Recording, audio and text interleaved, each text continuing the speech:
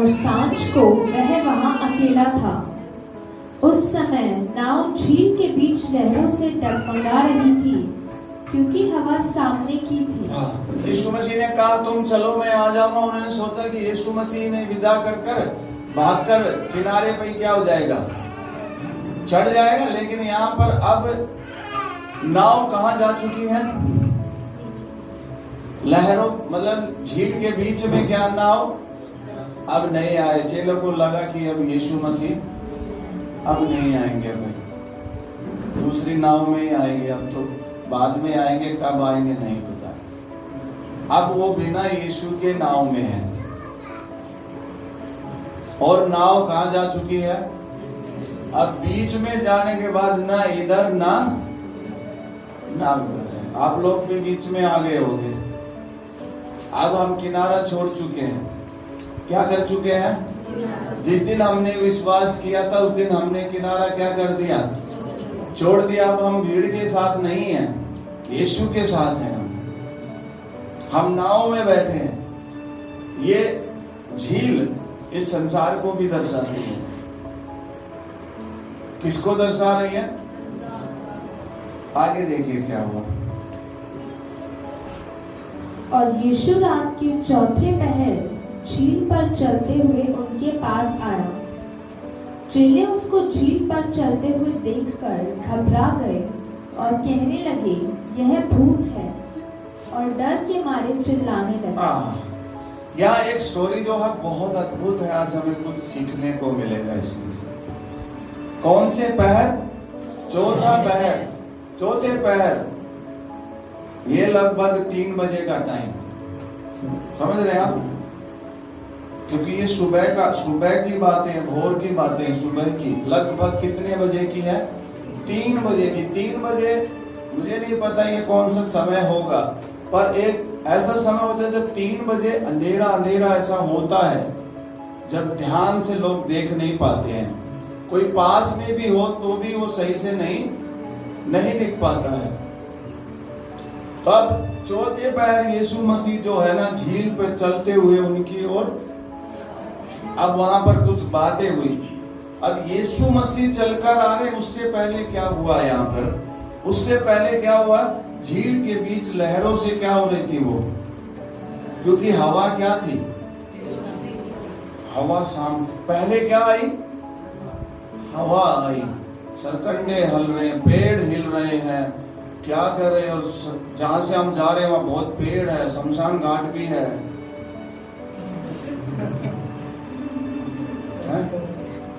तो उसने सोचा जो वो हवा चल रही थी वो अब भूत बन गई। डर पहले ही आ गया उनके अंदर, लहरों को देखकर और हवा को देखकर। आप सोचिए जब रात को आप रात के 2 बजे उठ रहे होंगे, आप पहले से ही डर रहे हैं तो बाथरूम जाते भी डरेंगे। बाथरूम में है नहीं कुछ, लेकिन लगेगा क्या? और बाय मिस्टेक दरवाजा भी बच गया कहीं से। कभी रात के समय आप अकेले आए हो, आपको नहीं डरना है, क्योंकि आपको पता होना चाहिए कि आपके साथ यीशु मसीह है। आमीन। आपके साथ कौन है? यीशु मसीह है। जो आपके अंदर है वो सामर्थ्य है उससे जो इस संसार में है। आपको नहीं डरना चाहिए। विश्वास करने वालों को क्या नहीं? चेले कौन है? यीशु मसीह के साथ रहने वाले, यीशु के साथ चमत्कार देखने वाले। पहला चमत्कार देखा उन्होंने काना नगर में, और उससे पहले वो चमत्कार और भी देखा आए थे कि 5 रोटी 2 मछली कैसे बढ़ गई, इतने लोगों ने खा लिया, और फिर भी 12 टोकरी क्या हो गई? बच गई है। उन्हें पता होना चाहिए कि यीशु मसीह हमारे साथ है, वो चमत्कार करने वाला है, वो सामर्थ्य है। तो लेकिन अभी वो क्या हो गए? डर गए। अब उनको डर लग रहा है। क्या लग रहा है? डर लग रहा है। पहले लहरों से डर लग रहा था, फिर हवा से डर लग रहा, अब कोई लहरों पे से क्या आ रहा है, तो और हालत खराब हो। चल हवा तो ठीक थी, लहरें भी चलो कहीं तक ठीक थी, पर अब तो कोई परछाई सी क्या है। उनको और कुछ समझ में नहीं आया, बोले क्या है, क्या बोले। वो ये भी तो बोल सकते थे यीशु आ रहा है। देखा तो उन्होंने कभी भूत को भी नहीं है, तो भूत ही क्यों बोला।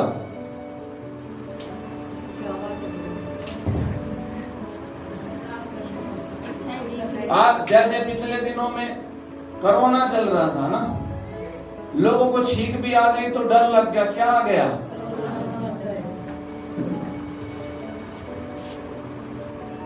मतलब विचारधारा की बात है। क्या है ये, यहाँ एक विचारधारा है। हाँ, हकीकत में कुछ घटनाएं होती हैं लोगों के साथ, पर मैं और आप एक विश्वासी हैं, प्रभु पर विश्वास करने वाले हैं, तो हमें तो पता होना चाहिए अच्छा ही होगा मेरे साथ, अच्छा ही होगा। प्रभु की स्तुति। आगे देखिए फिर क्या हुआ। तब यीशु ने तुरंत उनसे बातें की और कहा, डांडस बांधो, मैं हूँ, डरो मत। पतरस ने उसको उत्तर दिया, हे प्रभु, यदि तू ही है तो मुझे अपने पास पानी पर चलकर आने की आज्ञा दे। उसने कहा, आ। तब पतरस नाव पर से उतरकर यीशु के पास जाने को पानी पर चलने लगा, पर हवा को देखकर डर गया और जब डूबने लगा तो चिल्लाकर कहा, हे प्रभु, मुझे बचा। यीशु ने तुरंत हाथ बढ़ाकर उसे थाम लिया और उससे कहा, हे अल्पविश्वासी, तूने क्यों संदेह किया। हे अल्पविश्वासी, तूने क्यों संदेह किया। ये यीशु मसीह ने पतरस को ही बोला। कोई पतरस ने ही हियाव दिखाया था नाव से बाहर आने का, बाकी तो विश्वासी नहीं थे उस दौरान। वो तो क्या नहीं थे, उस दौरान की बात बता रहा हूं। इस पतरस ने ही क्या किया था, विश्वास किया था। बाकी 11 लोग तो नाव में ही थे। इस भाग में पतरस ने क्या किया, विश्वास किया। मैं ये नहीं कह रहा कि आप विश्वासी नहीं होंगे, पर किस भाग में हम विश्वास नहीं कर पाते हैं, ऐसा भी क्षेत्र होगा जहां पर क्या नहीं कर पाते, विश्वास नहीं कर पाते। आज उस भाग में प्रभु कह रहा है, तुम यहां क्यों संदेह करते हो, मैं तुम्हारे साथ हूं, मैं तुम्हें कभी नहीं छोड़ूंगा, मैं तुम्हें कभी नहीं त्यागूंगा। जन्माने वाली माता तुम्हें छोड़ सकती है, अपने तुझे भूल सकते हैं, पर मैं तुम्हें कभी नहीं छोड़ूंगा, कभी नहीं त्यागूंगा, कभी भी। वहां मतलब अब यहाँ कुछ बातों को देखते हुए हम देखेंगे अपने जीवन के अंदर। उन्होंने देखा, चेलों ने क्या किया, देखा, और देखकर वो डर गए। क्या देखते हैं हम, क्या देखते हैं। यीशु मसीह ने यहाँ पर जो संदेश दिया वो दरअसल पतरस से ये बोला, पतरस, समस्या बाहर नहीं है, समस्या अंदर है।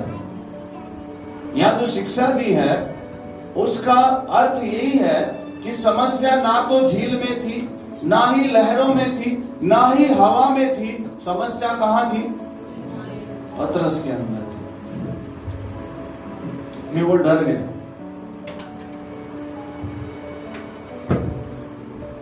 वो जो पानी को द्राक्षरस में बदलने वाला परमेश्वर है, लागू करें।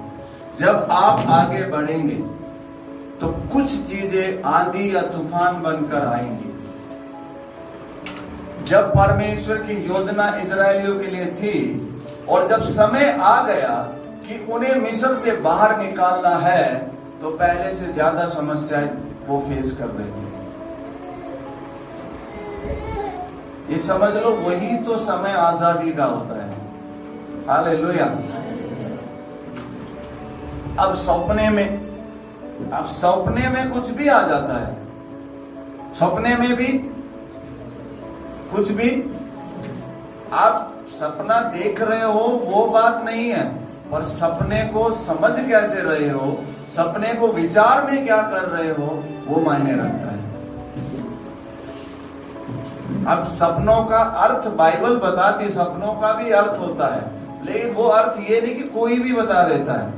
वो सपना अगर आपने देखा, अगर उसका गलत अर्थ आप समझ लेंगे तो वो गलत ही घट जाएगा।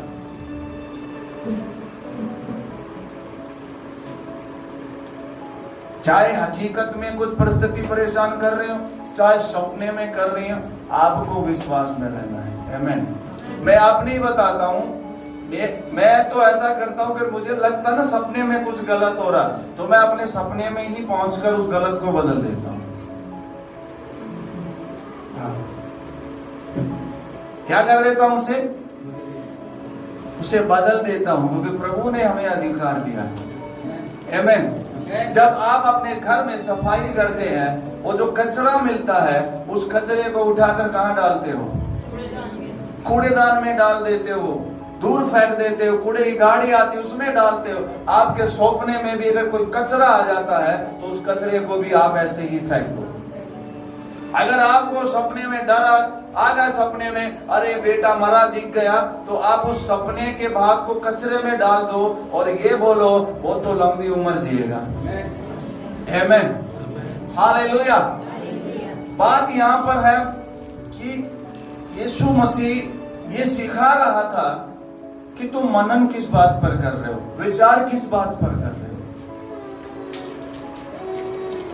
पतरस ने जब बोला कि प्रभु तू है तो मुझे आने की आज्ञा दे, और प्रभु ने कहा मैं हूं, आ जा। और पतरस जब चलने लग गया, जब पतरस ने पहला कदम बढ़ाया, लहरें तब भी थी, हवा तब भी थी, पर आगे जाकर पतरस डर गया। क्यों डर गया? क्योंकि पतरस की नजर यीशु से हटकर लहरों पर आ गई। अब पतरस जो है वो लहरों को मनन करने लग गया, ना कि यीशु को। किसको मनन करने लग गया? लहरों को। इतनी ऊंची लहरें हैं, ये मुझे ऐसे दबा देंगी, मैं इसमें नहीं रह पाऊंगा, मैं बच नहीं पाऊंगा, मेरा क्या हो जाएगा अभी। बल्कि उसका ध्यान यीशु की ओर ही होना चाहिए था। जिस यीशु ने नाव से बाहर कदम रखने में मदद की, वो पार जाने में भी मदद करेगा। हालेलुया। जिस परमेश्वर ने परिवार बनाया, वो परिवार को आगे बढ़ने में मदद करेगा, वो बच्चों को पढ़ने में मदद करेगा। पतरस क्यों डर गया? क्योंकि पतरस की नजर यीशु से हटकर किस पर आ गई? डर कब आएगा, खतरा कब महसूस होगा? जब लोगों की नजर वचन से हटकर परिस्थितियों की ओर आने लग जाएगी, समस्याओं की ओर क्या हो जाएगी? आने लग जाएगी। उस समस्याओं की ओर नजर लाना मतलब अब समस्याओं पर मनन करना शुरू कर दिया। मनन करना चाहिए यीशु पर। किस पर करना चाहिए? यीशु पर। बीमारी पर मनन मत करो, उसके कोड़े खाने से चंगे हो गए उस बात पर मनन करो। एक बार एक बहन की अतड़ियों में कैंसर हो गया, अतड़ियों का कैंसर हो गया, और डॉक्टर ने रिपोर्ट दी और बोली जाओ आप अपने घर जाओ, परिवार के साथ समय बिताओ, आप कुछ दिन में क्या हो जाओगे? मर जाओगे कुछ दिन में। वो बहन चलते चलते, वो विश्वासी थी, प्रभु पर विश्वास करने वाली, उसने बोला धर्मी जन केवल विश्वास से जीवित रहता है। धर्मी जन केवल विश्वास से क्या रहता है? जीवित रहता है। वो इस बात को बोली और उसने बोला मैं दिन में 3 बार एक घोषणा करूंगी। आमीन। मैं आपको बताना चाहता हूं, और डॉक्टर भी ऐसा कहता है कि जब जिन्हें ज्यादा इन्फेक्शन होता है तो उसको बोलता आप दिन में 3 बार मेडिसिन क्या करना? खाना। अगर आपको लगता है कि कुछ समस्या ज्यादा है तो आपको ज्यादा क्या करनी चाहिए? ज्यादा घोषणा करनी चाहिए। दिन बार 3 बार घोषणा करनी चाहिए, 5 बार घोषणा करनी चाहिए, 7 बार करनी चाहिए। वो आपको देखना होगा। वो बहन यही बोलती गई। धर्मी जन किससे जीवित रहता है? उसके कोड़े खाने से मैं क्या हो गया? कुछ समय बाद डॉक्टर के गई और डॉक्टर ने रिपोर्ट फिर से टेस्ट किया तो रिपोर्ट आई तो और ज्यादा स्थिति बिगड़ गई। ऐसा रिपोर्ट में आया।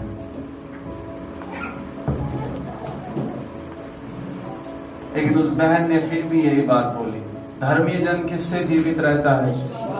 धर्मी जन किससे जीवित रहता है? वो फिर यही बात बोलती रही, वो यही बात बोलती रही। आज उन बातों को 58 ईयर्स 58 साल हो गए। आमेन। अगर वो डॉक्टर की बात को ग्रहण कर कर घर चली जाती, लड्डू खा लो, पता नहीं क्या दिन बाद नहीं खवा पाऊंगी, बैठ के ये तो हो सकता हूँ मारी जाती।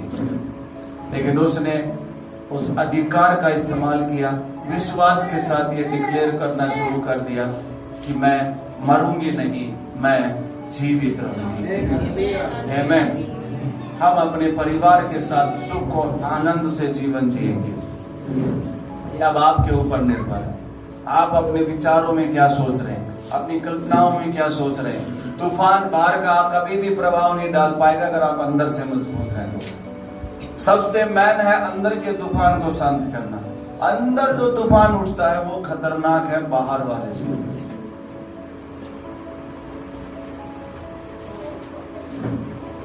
क्या है हवाएं, क्या है वो तूफान, क्या है वो लहरें। आज प्रभु आपकी लहरों से बात कर रहा है। आप अपनी लहरों से बात करना शुरू करो। ये लहरें मुझे डुबो नहीं। वचन में क्या लिखा है? जल तुम्हें डुबो ना सकेगा, आग तुम्हें जला ना सकेगी। तो आग जैसी परिस्थिति, पानी जैसी परिस्थितियां जब हमारे सामने आए तो आपको विश्वास होना चाहिए कि हम पार जाएंगे। आमीन। और अच्छे से ही जाएंगे। एक बाइबल बताती है वो तुम्हारे बाल का भी ध्यान रखता है। क्या है? वो हमारे बाल को भी नुकसान नहीं होने देगा। तो हमें विश्वास करना चाहिए, जब बाल को नहीं होने देगा तो परिवार तो बहुत बड़ी चीज है, हमारे बच्चे तो बहुत बड़ी चीज है उनके नजर में।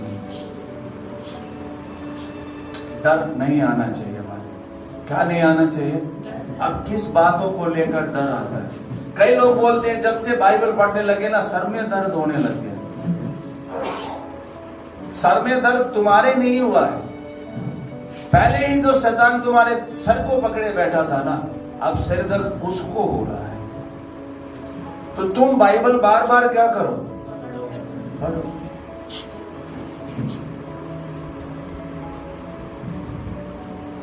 बार बार प्रार्थनाएं करें। कईयों को लगता है जब हम प्रार्थना करने लग जाते हैं तो कुछ अलग विचित्र होने लग जाता है। विचित्र कुछ नहीं है, वो चीज पहले दबी पड़ी थी, अब वो चीज बाहर निकल रही है। जब पानी ठहरा होता है तो वो साफ दिखता है, पर जैसे ही आप उसमें कुछ मारोगे तो पता चल जाएगा नीचे से कुछ चीज ऊपर आएगी। तो चुपचाप थे तो कुछ नहीं हो रहा था, पर जब आप प्रार्थना करने लग गए, वचन ज्यादा पढ़ने लग गए, तो चीज हिलने लग गई। क्या होने लग गई? अब वो हिल रही है तो उसमें दिख रहा है कंकर, मिट्टी ऊपर आती दिख रही है। तो आपको डरना नहीं है, बल्कि इस बात पे खुश होना है, पानी साफ हो रहा है। क्या हो रहा है? जब आप प्रार्थना करने लग जाएंगे, शैतान प्रयास तो करेगा ही। वो हर प्रयास क्या करेगा? देखो, आत्मिक जगत में सपनों का कुछ रोल होता है। परमेश्वर भी सपनों के द्वारा क्या करता है? बात करता है। और शैतान भी सपनों के द्वारा क्या करता है? बात करता है। ये आत्मिक जगत खास। पर हम जो मसीह लोग हैं वो हमें पता होना चाहिए कि हमारे पास अधिकार है। ये प्रभु की स्तुति हो। अब परमेश्वर सच में कुछ सोपन के द्वारा हमसे बात कर रहा है तो उसे हमें समझना चाहिए। अगर एक सपना बार बार आ रहा है, आपको पता होना चाहिए कि वो नेगेटिव है या पॉजिटिव है, गलत है या सही है। आपको ये पता होना चाहिए। अगर बार बार गलत आ रहा है तो कहीं कमजोरी है, आपको संभलना चाहिए। वहां पे और प्रार्थनाओं में बढ़ना चाहिए और वचन की क्या करनी चाहिए? घोषणा करनी चाहिए। पतरस तो ये बात जानता था, डूब रहा था, तो फिर भी पतरस ने कह दिया, हे प्रभु मुझे। अब प्रभु ने बचा तो लिया, पर बोला, पतरस तूने संदेह क्यों किया? तूने विश्वास ही करना था। पतरस विश्वास करता था, तभी तो नाव से बाहर आया और चल भी रहा था अच्छे से। और पतरस को नाव पर चलते देखकर थोड़ा थोड़ा उनमें भी क्या आ रहा होगा, अरे याकूब हम भी क्यों नहीं गए। और आगे जाकर जब पतरस डूबने लगा तो बोला ठीक हुआ ना गए, ठीक हुआ। ऐसे विचार करने वाले बहुत से लोग मिलेंगे आपको, पर वही पतरस यीशु के साथ चलकर नाव पर आ रहा है। हालेलुया। तुम ज्यादा बढ़ रहे थे ना, 72 घंटे की प्रार्थना में लगे हुए थे ना, सुबह शाम रात को जा रहे थे ना, तभी तो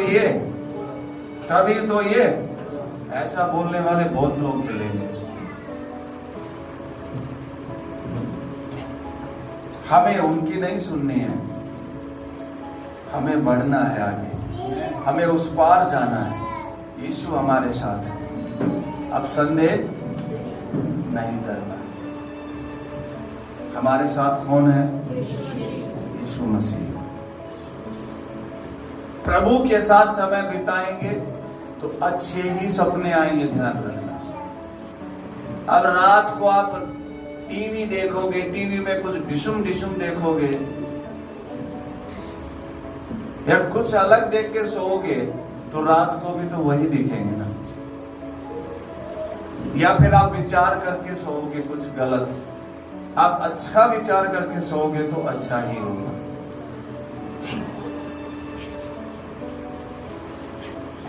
अच्छा ही होगा, अच्छा ही होगा। आपको यही बोलना, अच्छा ही होगा। कोई बीमारी हमें नहीं मार सकती है। आप अच्छे से आनंद के साथ अपने परिवार में रहेंगे। हालेलुया।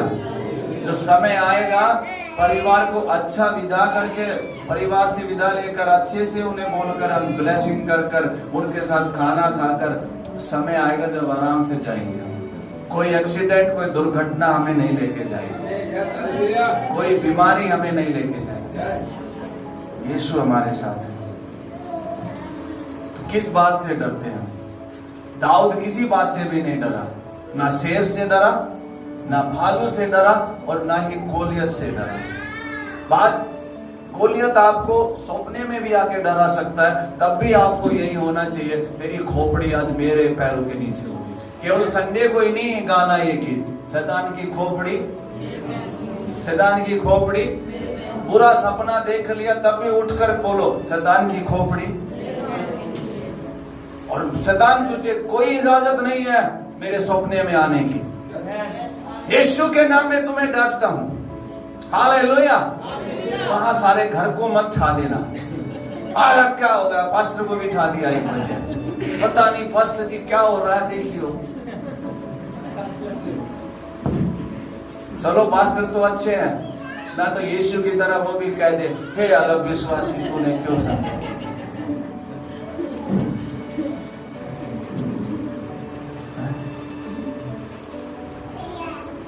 आपको विश्वास होना चाहिए, आपको पता होना चाहिए। तो हमें मनन किस बात पे करना चाहिए वो हम सुनेंगे, सीखेंगे इस बात को।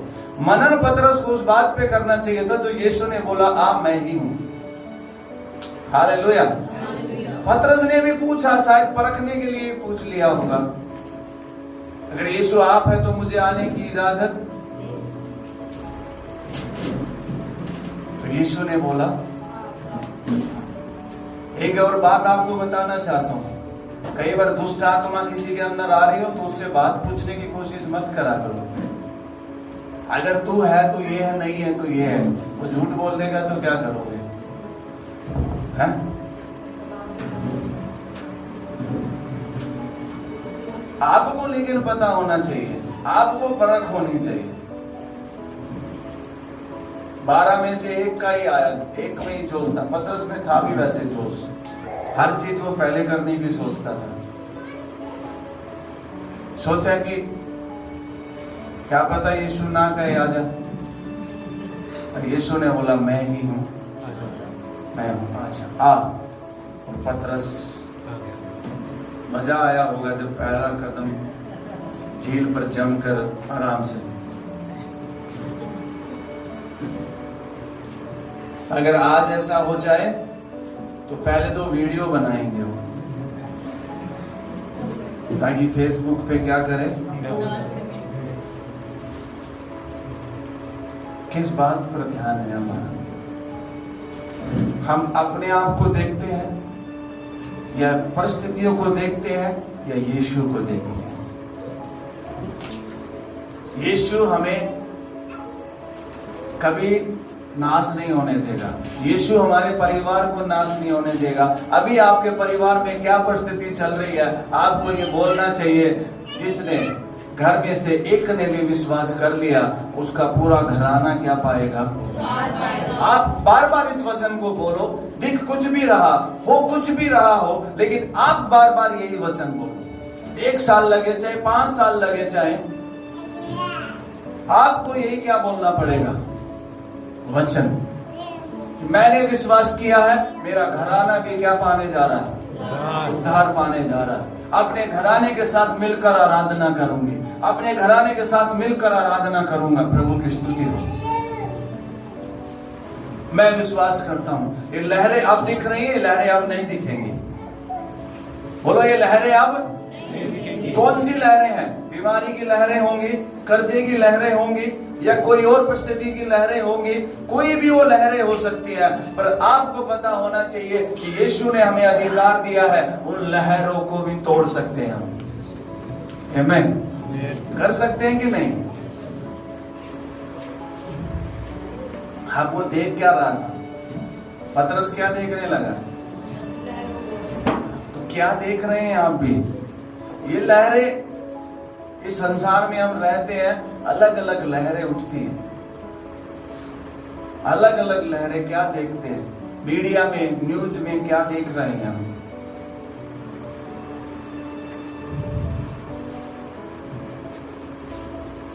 फिर हम मनन किस बात पे करते हैं? देखिए, एक वचन और पढ़िए, आप देखिए इसको। मत्ती रचित सुसमाचार उसका 16 अध्याय उसकी 8 आयत। यह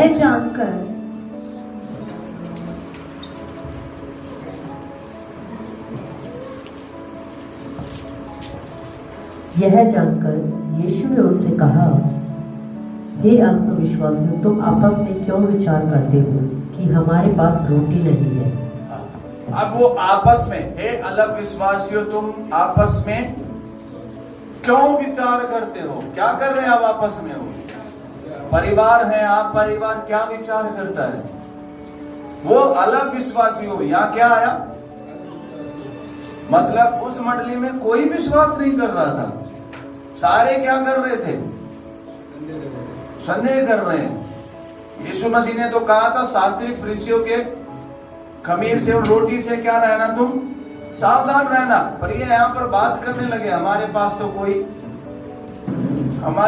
कोई रोटी, हमारे पास कोई साधन नहीं है, हमारे पास कोई ये नहीं है, हमारे पास कोई वो नहीं है। प्रभु उनसे कहता है, तुम क्यों संदेह करते हो?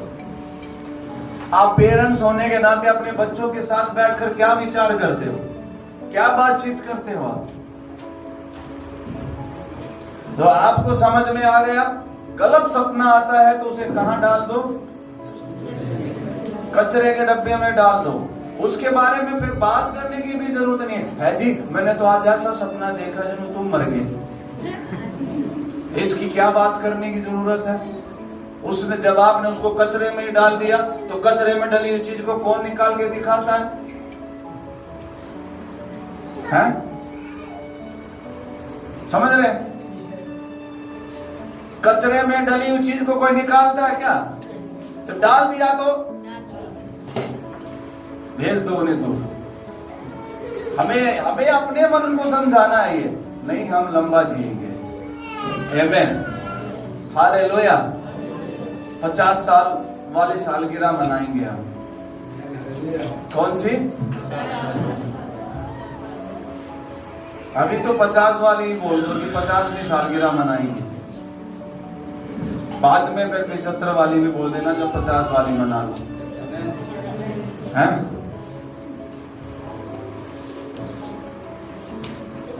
कई ऐसे बोलते नहीं 50 ना 25 ही बहुत है।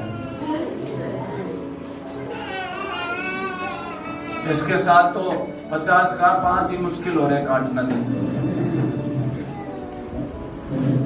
आप क्या विचारधारा करते हैं? क्योंकि आपके विचार आपके भविष्य को तय करेंगे। प्रभु की स्तुति हो। कई लोग दुष्ट आत्माओं को निकालने में भी डर लगता है उन्हें ऐसा लगता है कहीं उन पे अटैक ना। वो बार बार उस वचन को देख लेते हैं जो वो पौलुस के समय में था। पौलुस के समय में था ना वो वचन, कौन सा था? जब वो जादू टोना करने वाले उस दुष्ट आत्मा को निकाल रहे थे तो दुष्ट आत्मा बोली मैं पौलुस को भी जानती हूँ और पौलुस के परमेश्वर को भी जानती हूँ, तुम कौन हो?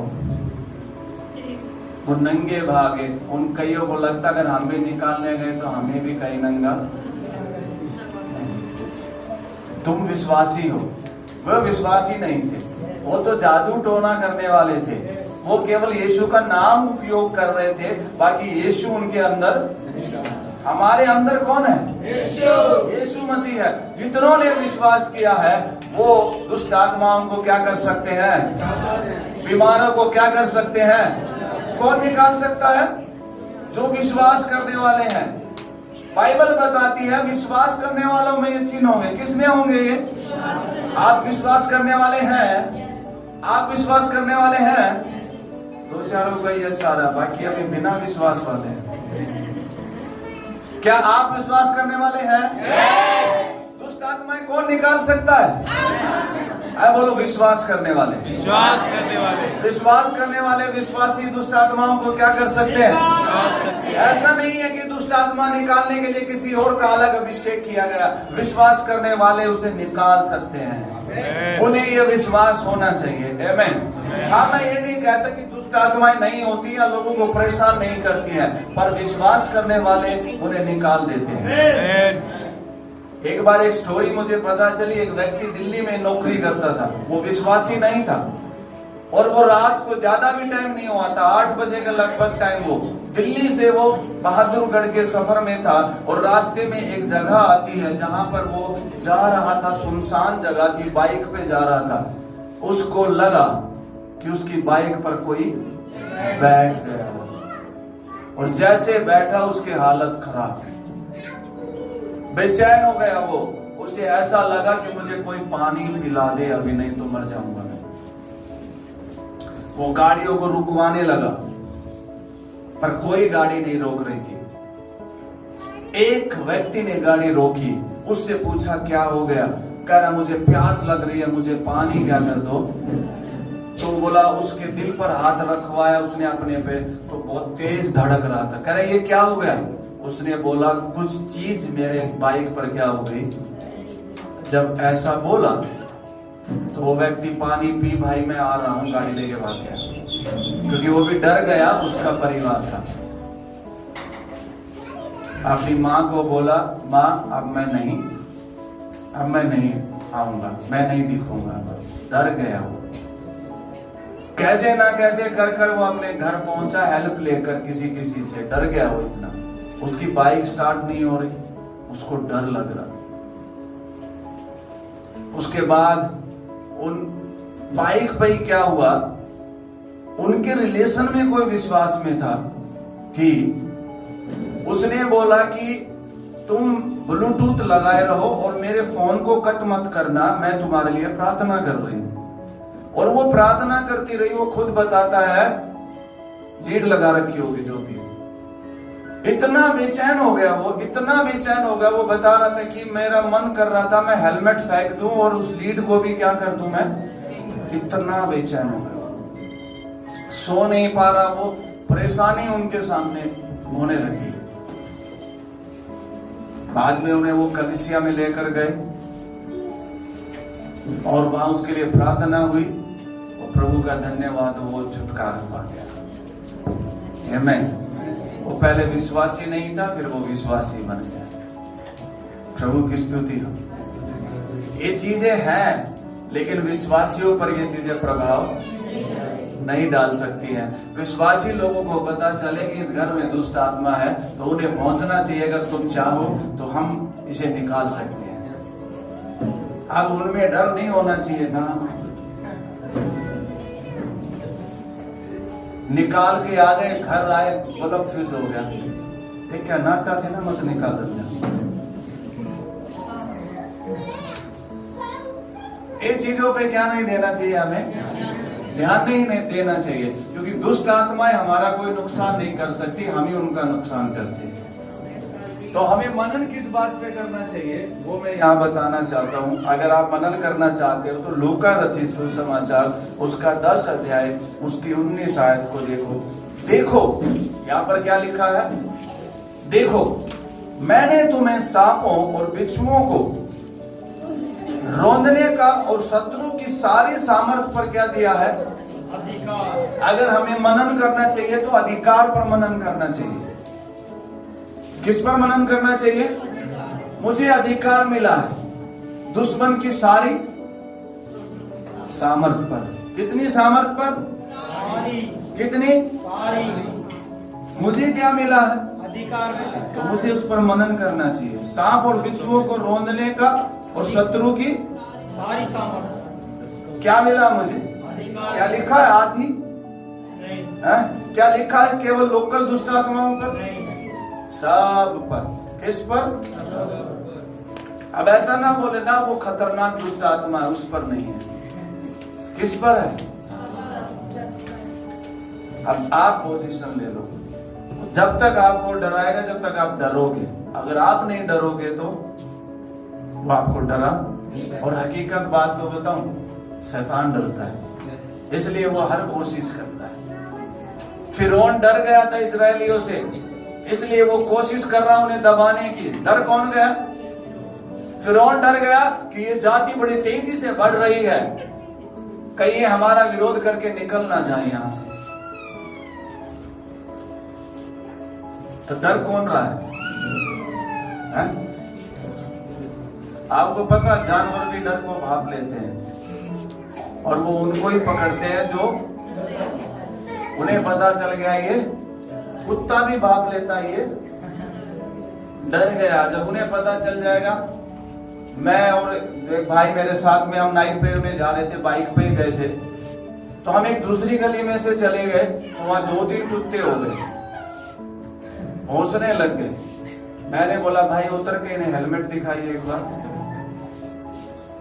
जब तक हेलमेट दिखाते रहे वो दूर से ही भौंकते रहे। अगर हेलमेट ना दिखाते तो पास आ जाते और दस्सी भी छाप देते हो। तो इंतजार मत करो कि वो, आप पहले से ही हेलमेट दिखा दो, पहले से अपना अधिकार दिखा दो। हालेलुया। पहले से ही वचन उसे क्या कर दो। शैतान के हमले का इंतजार मत करो, पहले हमला हम खुद करें। पहले हमला क्या करें? बहुत हो गया तू सपने में आकर परेशान कर रहा, अब तेरी नहीं, अब नहीं चलेगी। तू मेरे सपने में आया ही कैसे?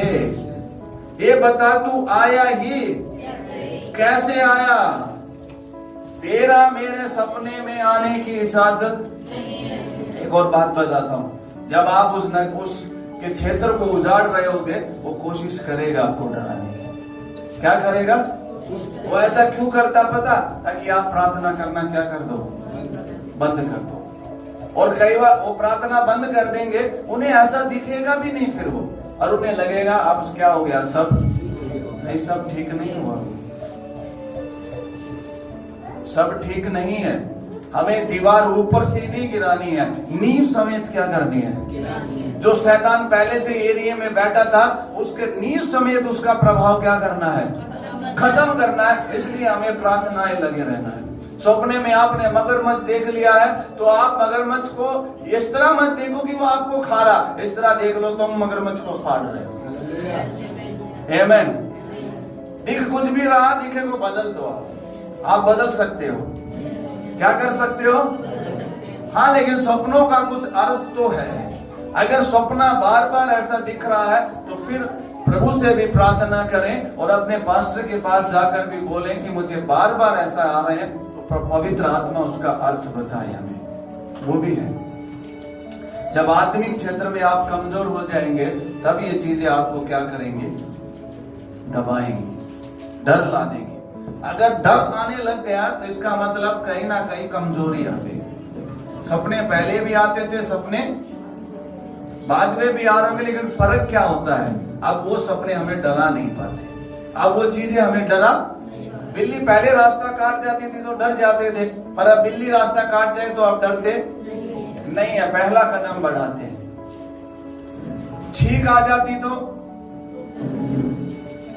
रुक जाते थे, लेकिन अब छह आ जाओ, मतलब वो चीजें के चिन्हों को देखते थे, कुछ गलत होगा, ये होगा, इसलिए उनके साथ क्या हो जाता था। लेकिन आपको बोलना है अच्छा ही होगा मेरे।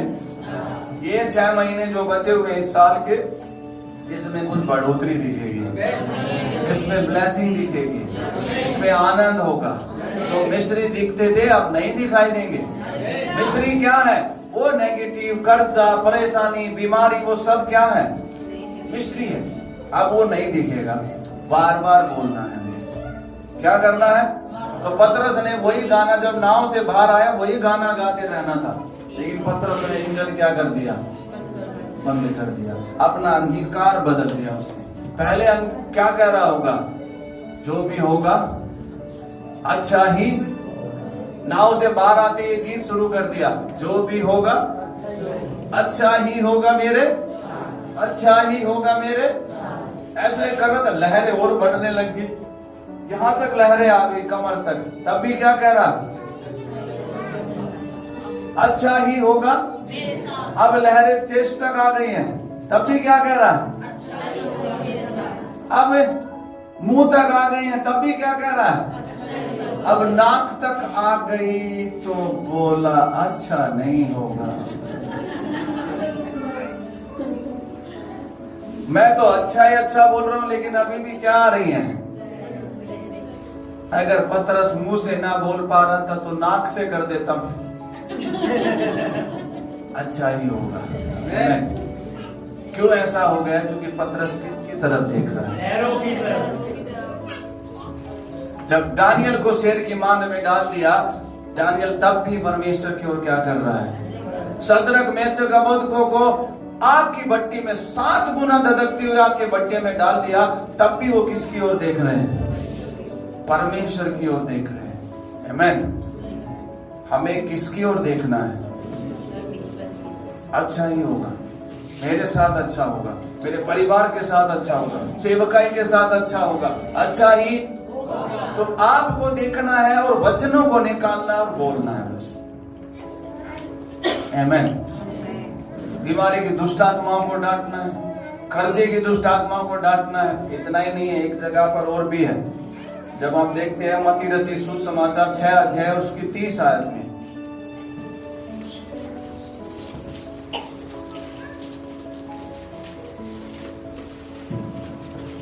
वहां पर आप देखें क्या लिखा है। इसलिए जब परमेश्वर मैदान की घास को जो आज है और कल भाड़ में झोंकी जाएगी ऐसा वस्त्र पहनाता है, तो हे अल्पविश्वासियों, तुमको वह इनसे बढ़कर क्यों न पहनाएगा। अब किस बात पे संदेह आ गया, क्या खाएंगे, क्या पिएंगे, क्या पहनेंगे, इस बात की भी चर्चाएं होती है। कैसे होगा, अर्थव्यवस्था तो ठीक नहीं चल रही, ये कैसे होगा, अब ये किस्त आने वाली है, अब वो किस्त आने वाली है, कैसे होगा। जिस परमेश्वर ने 2025 में जनवरी में खिलाया वो अभी खिलाएगा। आमीन। वही 26 में खिलाएगा और अच्छा ही खिलाएगा, पहले से बेहतर ही होगा। पर यहाँ कुछ बातें हमें सीखनी चाहिए धन को लेकर भी, कि कैसे हमें अपने परिवार को धन के क्षेत्र में मैनेज करना सिखाना है, खुद भी आना है।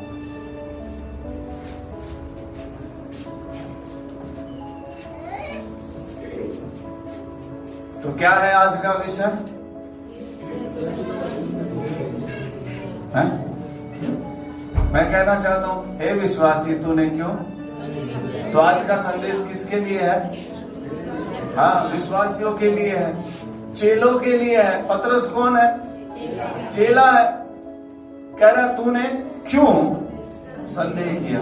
किस बात में आप संदेह कर रहे हैं? अगर पतरस संदेह नहीं करता ना, तो पतरस लहरों में क्या नहीं करता? डूबता नहीं, वो आनंद के साथ जाता यीशु के पास। हालेलुया। चलो कोई बात नहीं है, फिर भी आपको लग रहा है ये हो रहा है, आप ये विश्वास करो वो आपको डूबने नहीं देगा। आपकी नजर हट भी जाएगी, पर जिसने हमें बुलाया उसकी नजर हम पे से नहीं हटेगी। आपकी नजर क्या हो गई होगी? हट भी गई होगी, लेकिन उसकी नजर आपसे नहीं हटेगी। ध्यान रखो, वो हमेशा बाइबल बताती है परमेश्वर की आंखें धर्मियों की ओर क्या होती है? लगी रहती है। परमेश्वर अपने धर्मी जनों को लज्जित नहीं होने देगा। पर धर्मी जन जीवित किससे रहेंगे? किससे रहेंगे? हमारे अंदर हमेशा क्या होना चाहिए? हमेशा क्या होना चाहिए? जो वचन हम पढ़ रहे हैं, जवान सिंहों को घटी होगी लेकिन मेरे डरवैयों को कोई घटी नहीं होगी, तो 100% मुझे उस पर क्या करना है? कोई बीमारी मुझे नहीं मार पाएगी। मुझे 100% क्या करना है?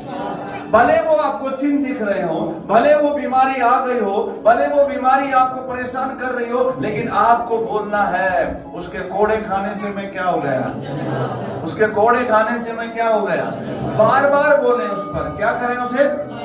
बार बार बोलो, बार बार बोलो। कब तक बोलो? जब तक बोलो जब तक कि वो चिन्ह बदल ना जाए। आमीन, आमीन। स्तुति हो। और आगे जाकर लिखा इस वचन के अब आपको चिंता नहीं करनी है। तुम्हारा मूल्य इन सबसे बढ़कर है, पक्षियों से भी बढ़कर तुम्हारा क्या है? मूल्य है। ध्यान रखो, तो परमेश्वर की नजरों में हमारा मूल्य क्या है? बढ़कर है, क्योंकि उसने अपना बहुमूल्य लहू देकर हमें मोल लिया है। हम उसके लेपालक संतान है ना, उसकी लेपालक पुत्र पुत्रियां हैं। तो लेपालक का मतलब है गोद लिया हुआ। क्या लिया हुआ? जो बच्चा पैदा होता है उसमें कोई ऑप्शन नहीं है, वो जैसा भी पैदा हुआ उन्हें उसे पालना पड़ता है। लेकिन जो गोद लेता है वो पूरा जांच कर लेता है। वहां ऑप्शन है ना, वहां चुनाव। तो परमेश्वर ने हमें क्या लिया है? गोद लिया है। हम उसके संगे वारिस हैं, है कि नहीं? आमीन। तो रात दिन मनन किस पे करना है हमें? वचन पे करना है। अच्छी बातों में करना चाहिए, अच्छे विचारों में करना चाहिए कि कुछ बढ़ोतरी होगी। कुछ क्या होगी? ये बढ़ोतरी का समय है, ये हमारा बढ़ने का समय है, ये हमारे घर की स्थितियों का बदलने का समय है। ये आपको घोषणाएं करनी चाहिए। अब स्थिति देखकर ये नहीं है अब तो ये मरने का समय है, अब तो ये भूखा मरने का समय है, अब तो बैंक वाले इस फ्रीज ने लेकर जाएंगे, अब तो बैंक वाले इस गाड़ी ने लेके जाएंगे, अब तो बैंक वाले इस एसी को लेकर जाएंगे। नहीं, ये बोलने वाला समय नहीं है। अच्छा बोलना है। कैसे बोलना है? अच्छा। अब तो हमारा और ज्यादा प्रार्थना में बढ़ने का है, अब हमारा और ज्यादा उपवास करने का समय है, हमारा और ज्यादा वचन को बोलने का समय। प्रभु की स्तुति। जब आप एक कुत्ते को पत्थर मारते हो तो 4 कुत्ते और भी भौंकते हैं? लेकिन जब आप वो स्टिक से करते हो तो उसके साथ 4 और भी भाग जाते हैं। उनको भी लगता कि भाई से कुछ मत ना, तो तेरा नाम। फिर कुछ होते तो चुपचाप रहते हैं, वो कुछ भी नहीं कहते, जाओ पास से वैसे। उन्हें पता चल गया कि वो भौंका था, उसका क्या हाल हुआ है।